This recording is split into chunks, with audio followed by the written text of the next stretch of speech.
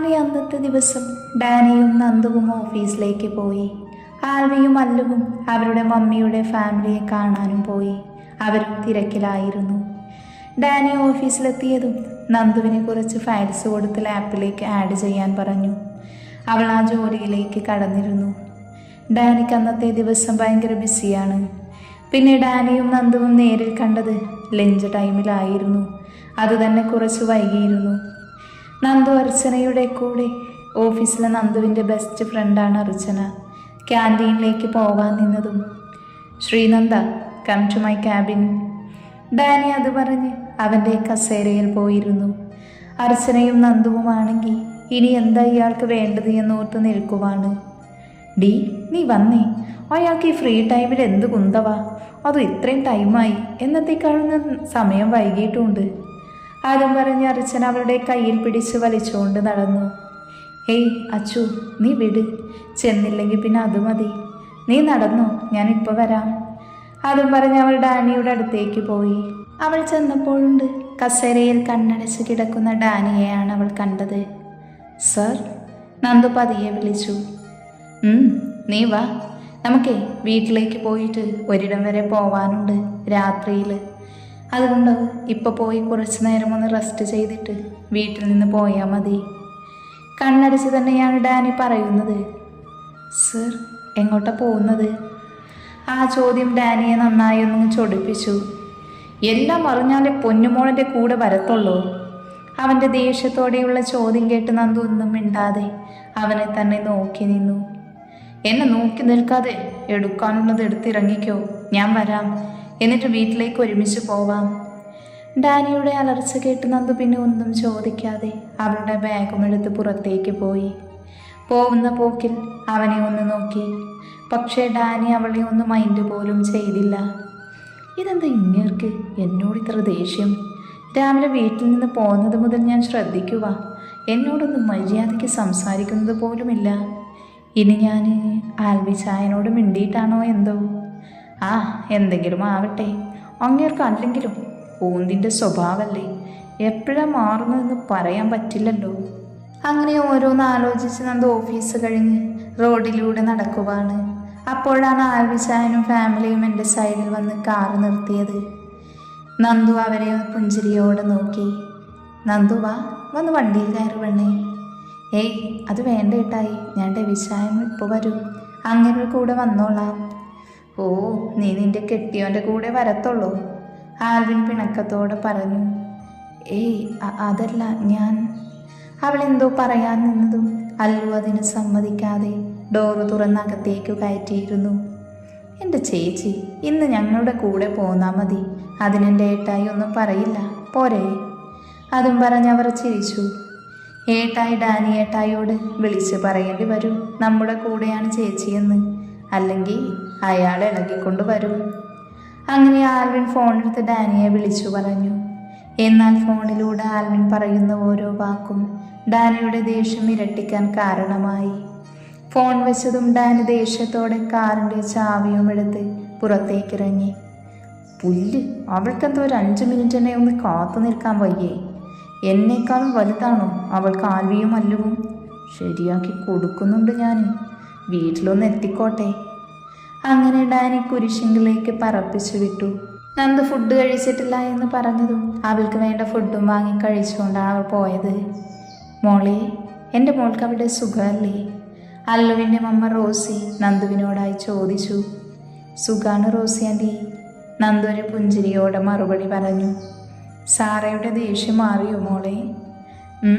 ഇപ്പം കുറച്ചൊക്കെ മാറി, എന്നോട് നല്ല രീതിയിൽ പെരുമാറാൻ തുടങ്ങിയിട്ടുണ്ട് മമ്മ. മോള് ശ്രദ്ധിക്കണം, ജനി ഇപ്പോഴും അവിടെ ഉണ്ടല്ലോ. ഉണ്ട്. നിനക്കറിയോ മോളെ, ഡാനി മോനൊരു പാവം കുട്ടിയായിരുന്നു.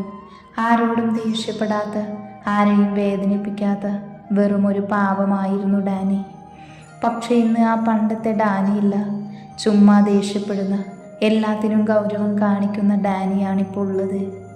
ശരിയാ നന്ദൂട്ടിയും അമ്മ പറയുന്നത്. എൻ്റെ ഡാനി ഇങ്ങനെയൊന്നും അല്ലായിരുന്നു.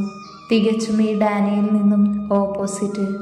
എന്തെങ്കിലും പറയാൻ ചെന്ന ദേഷ്യത്തോടെ പറഞ്ഞു വിടുകയാണ് ഡാനി ഇപ്പോൾ ചെയ്യുന്നത്. എന്നാൽ പണ്ടത്തെ ഡാനി അങ്ങനെയൊന്നുമല്ലായിരുന്നു. അല്പമെങ്കിലും മയത്തിൽ പെരുമാറുന്നത് സാമിനോടും അല്ലുമോളോടും മാത്രമാണ്.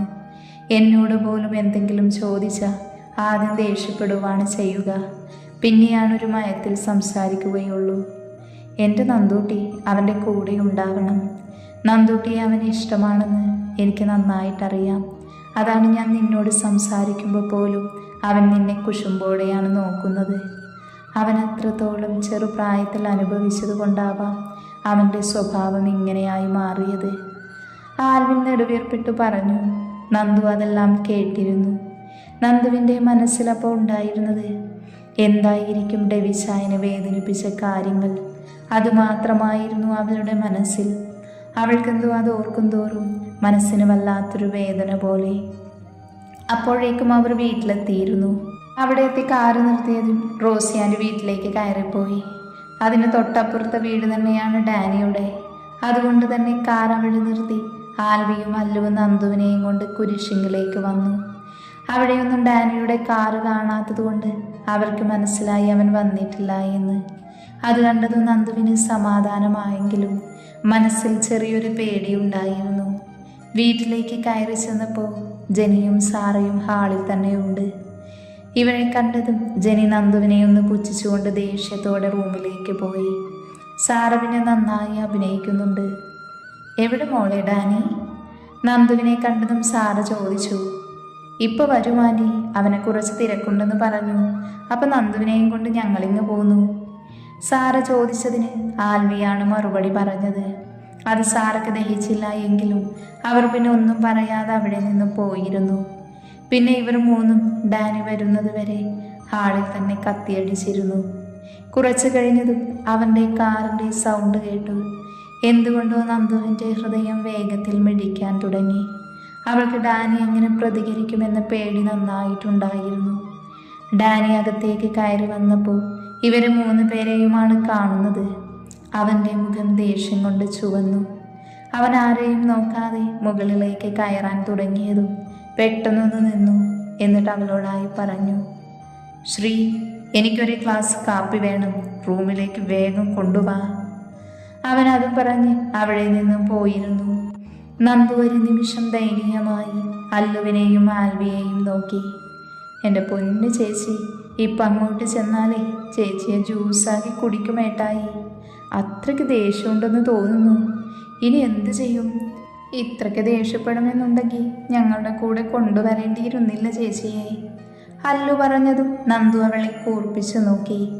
നീ അല്ലടി കാന്താരി എന്നെ വലിച്ച് കാറിലേക്ക് ഇട്ടത്? അത് ചേച്ചി, നിങ്ങൾ കെട്ടിയോനെ ഇങ്ങനെ ടെററാവുമെന്ന് ആര് കണ്ടു? അല്ലു തിരിച്ചും പറഞ്ഞു. നന്ദുട്ടി, അവൻ പറഞ്ഞത് കൊണ്ടുകൊടുക്ക്, അല്ലെങ്കിൽ ഇനി അതാവും പ്രശ്നം. അവൻ മോളെ ഒന്നും പറയില്ല, കാരണം അവൻ്റെ ജീവനാണ് മോള്. നീ പേടിക്കാതെ ചെല്ല്, ഞങ്ങൾ പോട്ടെ. അതും പറഞ്ഞ് അവർ പുറത്തേക്ക് പോയി. പോകുന്ന പോക്കിൽ അല്ലു ഒന്ന് ഇളിച്ച് കാണിച്ചു. അതിന് നന്ദു അവളെ അടിക്കുന്ന പോലെ കൈ കാണിച്ചു. അത് കണ്ടതും അല്ലു അവിടെ നിന്നും ഓടിപ്പോയിരുന്നു. നന്ദു പിന്നെ വേഗം അടുക്കളയിലേക്ക് ഡാനിക്ക് വേണ്ട കോഫി ഉണ്ടാക്കാനായി പോയി. അവിടെ ചെന്നപ്പോഴുണ്ട് രാധമ്മ.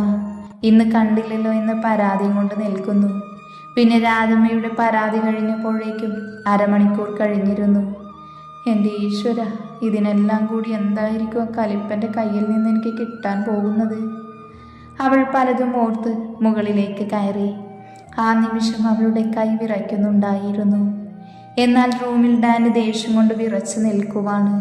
ഓഫീസിൽ നിന്ന് അവനെ കാത്തു നിൽക്കാതെ പോകുന്നതിന് ഇവിടെ വന്ന് ഇത്രയും സമയമായിട്ടും കോഫിയുമായി അവളെ കാണാഞ്ഞിട്ടും എല്ലാം കൂടെ അവളെ കിട്ടിയാൽ അരച്ച് കലക്കി കുടിക്കുമെന്ന മട്ടിലാണ് ചെക്കൻ. ഡാനി ദേഷ്യത്തോടെ ബെഡിലേക്ക് കയറി കിടന്നു. അവന് തൻ്റെ ദേഷ്യം നിയന്ത്രിക്കാൻ കഴിയുന്നുണ്ടായിരുന്നില്ല. താനൊന്ന് അടുത്തിരുന്നാലോ സംസാരിച്ചാലോ എപ്പോഴും ശ്രീക്ക് വിറയലാണ്. പക്ഷെ വേറെ ആരോട് സംസാരിക്കാനും ചിരിക്കാനും അവൾക്ക് യാതൊരു പ്രശ്നവുമില്ല.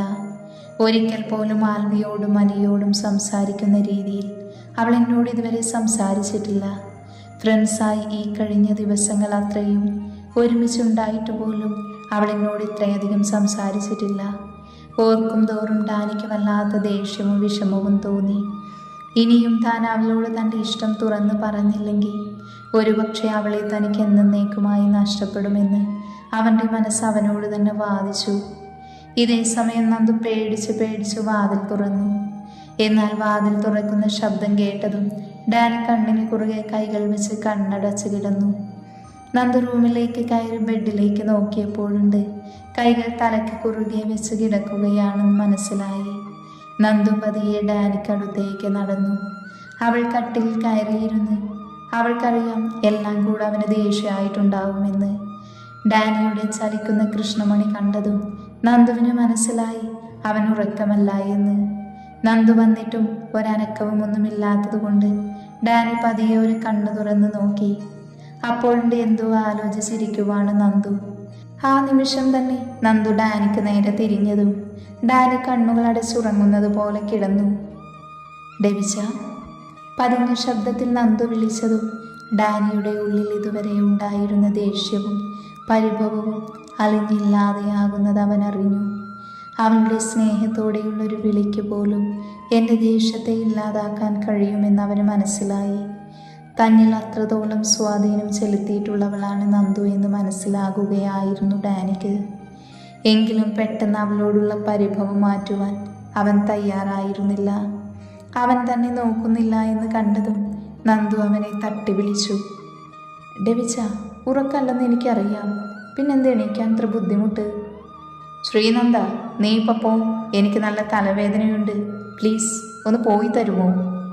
കണ്ണുകൾ തുറക്കാതെ തന്നെ ഡാനി പറഞ്ഞു. എന്നാൽ ഡാനിയുടെ ശ്രീനന്ദ എന്നുള്ള വിളി അവളെ നന്നായിട്ട് തന്നെ വേദനിപ്പിച്ചു. ഡെവിച്ച പ്ലീസ്, ഞാൻ പറയുന്നൊന്ന് കേൾക്കുമോ? നന്ദു വിങ്ങിക്കൊണ്ട് പറഞ്ഞു. എനിക്കിപ്പോൾ ഒന്നും കേൾക്കണ്ട, താൻ പോകാൻ നോക്ക്. അവർ പോയത് കൊണ്ടായിരിക്കുമല്ലേ നീ ഇങ്ങോട്ട് കയറി വന്നത്?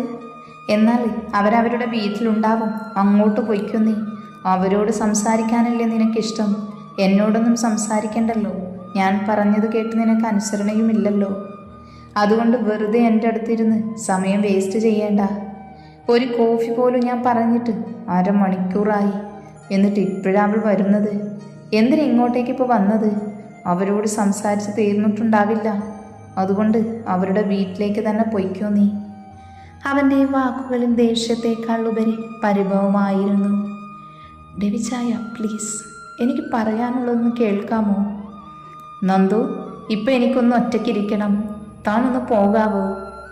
ഇനിയും അവനോട് പറഞ്ഞിട്ട് കാര്യമില്ല എന്ന് മനസ്സിലായി അവൾ അവിടെ നിന്നും വിഷമത്തോടെ എണീറ്റ്. പിന്നെ കുറച്ച് സമയം കഴിഞ്ഞതും അവൾ ഫ്രഷാവാൻ പോയി. ഫ്രഷായി വന്ന് ഡാനിയെ ഒന്ന് വേദനയോടെ നോക്കി അവൾ അടുക്കളയിലേക്ക് പോയി. രാധമ്മയ്ക്കൊപ്പം രാത്രിയിലേക്കുള്ള ഭക്ഷണം തയ്യാറാക്കാൻ സഹായിച്ചു. പക്ഷേ അപ്പോഴും അവളുടെ മനസ്സിൽ ഡാനിയുടെ പിണക്കം മാത്രമായിരുന്നു. എന്തുകൊണ്ടോ അവൻ്റെ പിണക്കം അവളെ വല്ലാതെ വേദനിപ്പിക്കുന്നുണ്ട്. അവളും അവനെ തിരിച്ചും അത്രത്തോളം സ്നേഹിക്കുന്നുണ്ട് എന്നതിൻ്റെ അർത്ഥമായിരുന്നു അവളുടെ ഉള്ളിലെ വേദന.